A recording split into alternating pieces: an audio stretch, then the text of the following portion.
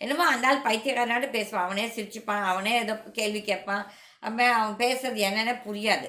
சும்மா இங்கிலீஷில் ஆக்சென்ட் போட்டு பேசினா மட்டும் கேட்ட கேள்விக்கு என்ன பதில், அதுக்கு பதில் இருக்காது. ஏதோ வேற ஏதோ பேசும்.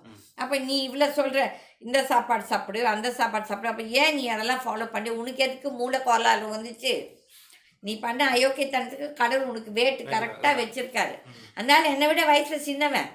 நான் அவனுக்கெல்லாம் மரியாதை கொடுக்கணும்னு தேவையில்லை. அவனும் சரி, அந்த ஸ்ரீ ரவின்னு சொல்லிட்டு இன்னொருத்தர் அந்த பெங்களூரில், ரெண்டும் முதல் கூட்டாளிங்க. அப்புறம் ரெண்டும் சண்டை போட்டுக்கிட்டு இது இங்கே வந்து ஆரம்பிச்சது, அது அங்கே போய் ஆரம்பிச்சது. அவ்வளோதான் கதை. இவங்கெல்லாம் இந்த யோகாவை வச்சுக்கிட்டு ஊரை ஏமாற்றிட்டு இருக்காங்க. இப்போது இங்கிலீஷ் மெடிசன்லேயும் நிறைய டாக்டர்ஸ் மக்களை ஏமாத்துறவனும் இருக்கான்.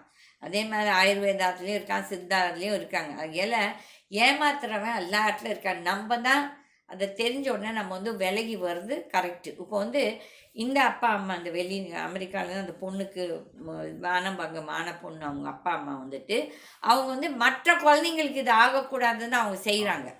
இப்போ வந்து இந்த ஆள் வந்து 5 பைசா போய் இவங்க வந்து மிரட்டி இவங்க 5 பைசா இவங்களுக்கு காசு கொடுப்பான்னு சொல்லிட்டு இல்லை.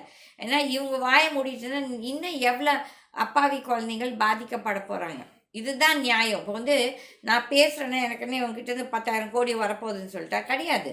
நம்ம வந்து மற்றவங்களுக்கு இது ஒரு இதாக வார்னிங் கொடுக்குறோம், எச்சரிக்கை, இங்கே போகாதீங்க, இது இங்கே தப்பாக நடக்குதுன்னு சொல்லி. இதை கேட்டுட்டு மக்கள் வந்து திருந்துடும்.